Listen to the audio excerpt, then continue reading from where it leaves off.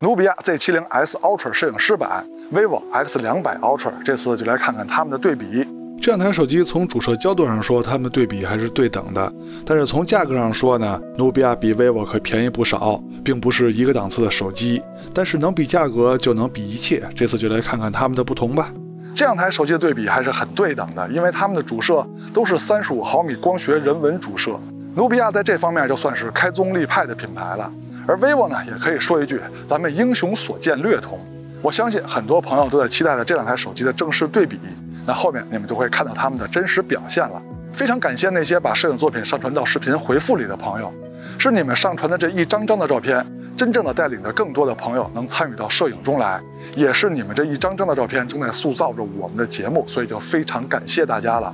更要感谢的是你们的点赞和加关注，尤其是加关注，这是让我们这档节目不停更、继续更新下去的动力，所以就非常感谢大家了。那接下来就看看本期有哪些网友的摄影作品入选了吧。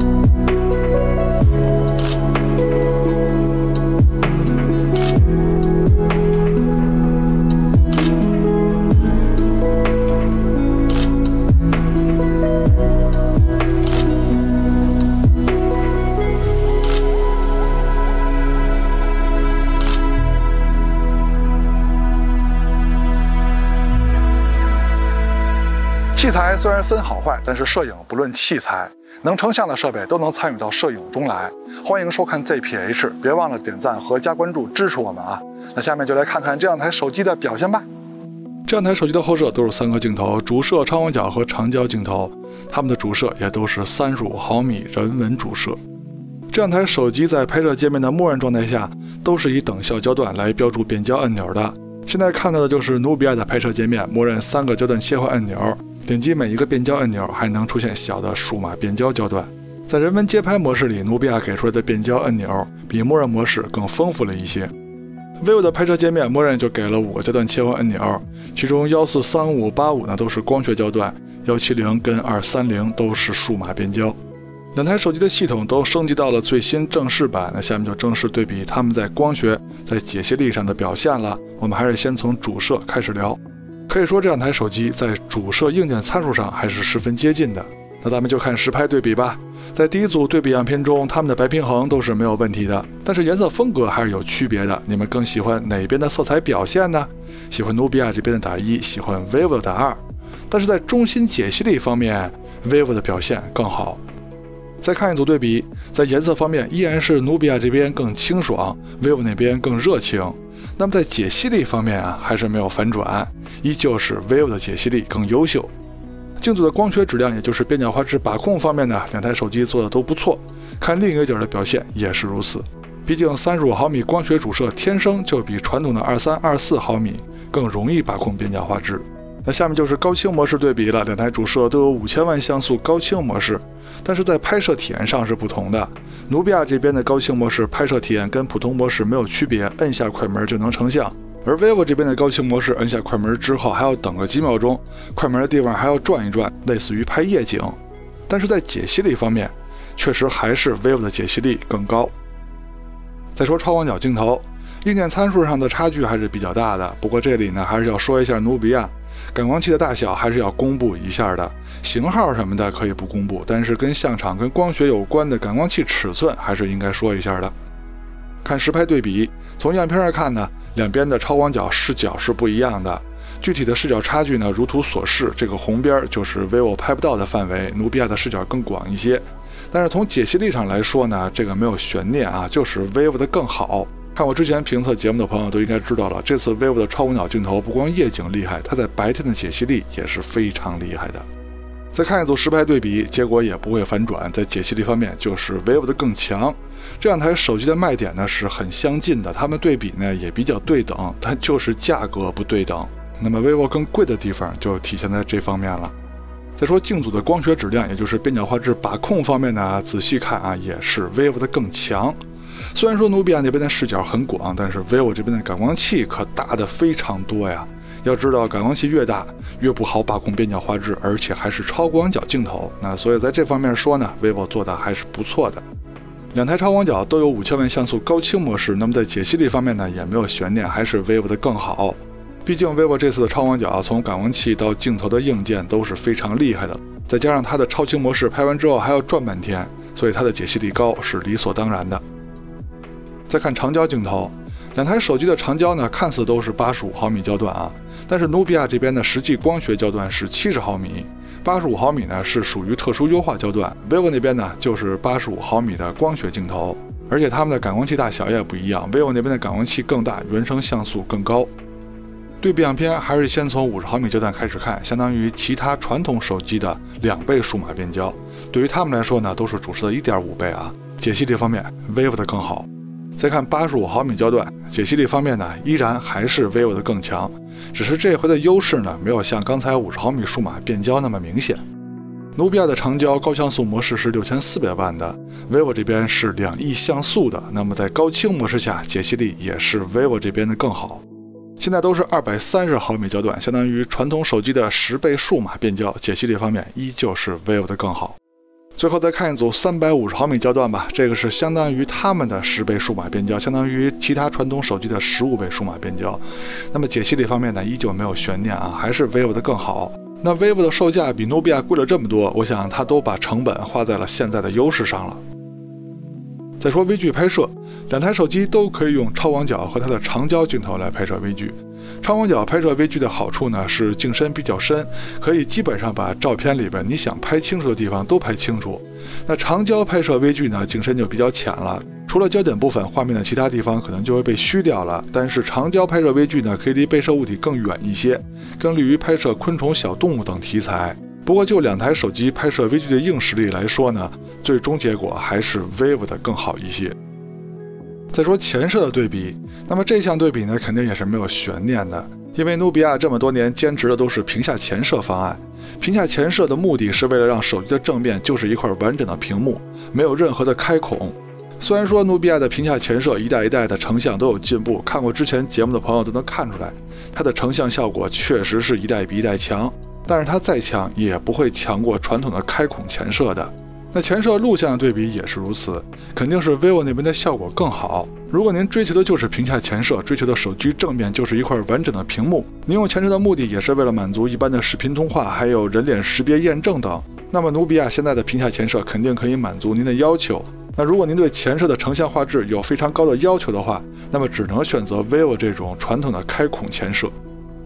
再说人像拍摄，用的就是人像模式的默认设置，没有调其他的选项。这两台手机拍摄人像都是属于高手中的高手。那么现在看到的场景呢，是在1营里，两边在成片效果上看可以说是风格迥异啊，差距比较大。但是他们的人像效果都可以说是很到位的，我也分不清楚哪边更好看一些。我想可能小姑娘会喜欢努比亚这边的效果，男生可能会喜欢 vivo 这边的效果，但是具体的呢还得看各位的评判。现在的场景，阳光直接射在人物的脸上，手机要想拍好这种场景呢，人像模式还要下功夫的。这两台手机的表现，要从人物面部上看呢，做的都非常好，而且努比亚做的会更好一些。但是可惜的是，从衣服上看，努比亚这边拍出了摩尔纹，而 vivo 那边的表现还是正常的。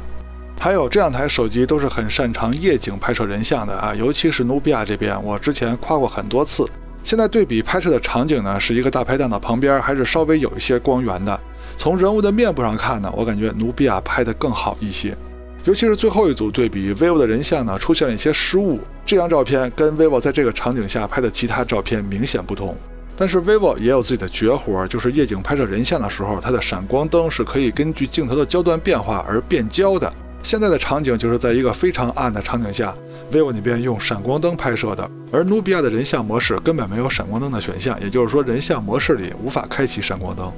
当然了，努比亚在普通拍摄模式下是可以开启闪光灯的，只不过这个时候闪光灯的亮度有点亮，拍的时候我都快扛不住了。而 vivo 的闪光灯呢，在人像模式下是非常柔和的，拍摄的时候我的体验还是比较舒服的。只不过老实说呀，在这么黑的地方 ，vivo 的闪光灯人像的效果也没有稍微有一点光源的情况下拍的美。再说直出扩张度的对比，现在的旗舰手机在这个环节的对比呢，都可以说比较轻松的就可以过关了，只有在极少数场景呢能看出一些区别。这次的对比呢，也是每台手机内置的大的色彩模式都进行测试了。努比亚这边就是自然模式跟艳丽模式 ，vivo 这边呢就是鲜明质感还有自然模式。分别说一下它们的特点吧，但我估计各位也能看得出来。努比亚这边的艳丽模式呢，对暗部的刻画更深沉一些，更可以做到暗部能按得下去，按下去的同时呢，还能保留细节，而且暗部也没有偏色。当然了，它的两种模式在亮部的刻画上也都是没有问题的。vivo 这边的质感模式对暗部的刻画还是更深沉一些的，但是有些场景下呢，它的暗部会丢失一些细节。如果你对拍完的照片还是有一些后期需求的话，那么我建议你用 vivo 还是用鲜明或者自然模式。再看夜景的对比，先说前面这些普通的城市夜景啊，说是普通的，但是这些场景呢也是我们精挑细选的场景，有强光有阴影，这两台手机完成度还是很高的。虽然说它们在成像方面还是有些区别，但是它们在亮部跟暗部的细节呈现都是没有问题的。只是到了一些难度比较高的场景，比如说肯德基这个场景，亮部的细节呈现，无论主摄还是超广角，都是 vivo 的表现更好。还有小饭馆的场景，虽然说主摄看起来差别不是很大，但是超广角在亮部细节呈现方面，虽然说努比亚做的也还行吧，也有细节，但依然是 vivo 的表现更好。那么到了城市的昏暗场景，主摄在细节呈现方面就有差距啊，是 vivo 的更好，超广角就更甭提了，一定是 vivo 的表现更好。再说中长焦的夜景表现，先看50毫米数码变焦的，它们都是主摄的数码变焦，亮部细节呈现是 vivo 的更好。85毫米焦段呢，暗部细节呈现也是 vivo 的更好。到了230毫米数码变焦焦段，两边的表现都还不错，但是仔细看，细节呈现依旧是 vivo 的更强。长焦到了城市的昏暗场景，85端的表现两边还可以说是旗鼓相当，但是到了230毫米数码变焦的时候，细节呈现就是 vivo 的更好了。到了真正极暗环境，就要打开夜景模式测试了，看看厂家的软硬件配合怎么样。第一个场景祖传神速，主摄的表现，努比亚这边可以让夜景暗得下来，暗得下来的同时呢，还能保留细节。但是超广角的表现，细节呈现就没有悬念了，肯定是 vivo 的更好。注意啊，是细节呈现，不是亮度。健身器场景是一个非常难的场景，主摄的表现，努比亚依旧有着超强的表现。在体现出夜景的氛围的同时，就是整体照片的观感可以暗下来的同时，还能有非常优秀的细节呈现。在细节呈现方面和 vivo 那边不相上下，而 vivo 那边缺少的是夜景的氛围。但是超广角的细节呈现依旧是没有悬念的，注意啊，不是亮度，是细节呈现 ，vivo 要强很多。主流小路场景，主摄的表现依旧延续了前面的测试结果，努比亚的主摄又能让夜景暗得下来，暗得下来的同时还能保留细节。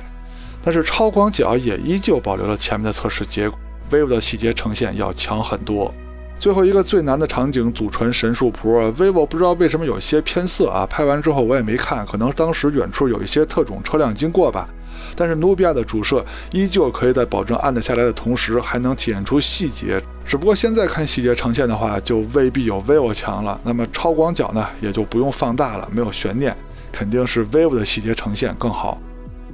视频录制用的是手机的默认设置，也是最接近社交软件录制的效果。现在是主摄白天手持走路的表现，没有架子，没有稳定器。颜色方面两边的差别挺大的，你们更喜欢哪边的风格呢？是不是努比亚那边过于艳丽了？但是在清晰度跟防抖方面，两台主摄做的都非常不错。现在是超广角的录制效果，同样的，它们的清晰度跟防抖也都是非常好的。那至于颜色风格方面的区别呢，那就问问各位吧，你们更喜欢哪边的效果呢？现在是50毫米数码变焦的录像效果，两边在清晰度跟防抖方面依旧是非常不错的，但是仔细看在扩张度方面呢，vivo稍微强一点点。现在是85毫米端的录像表现，同样清晰度跟防抖两边也都是非常优秀的，还是扩张度的问题 ，vivo 的表现更优秀。现在是230毫米数码变焦的录像效果，相当于其他手机的10倍数码变焦。这回就不光是扩张度了，在清晰度方面也是 vivo 的表现更好，两边的防抖依旧都是非常优秀的。现在是主摄夜晚的录像表现，防抖方面 vivo 的更好一些，但是清晰度方面，也就是说如果静止不动拍的话，是努比亚这边的清晰度会更高一些。现在是超广角的夜晚录像表现啊，没有悬念，细节呈现方面肯定是 vivo 的好。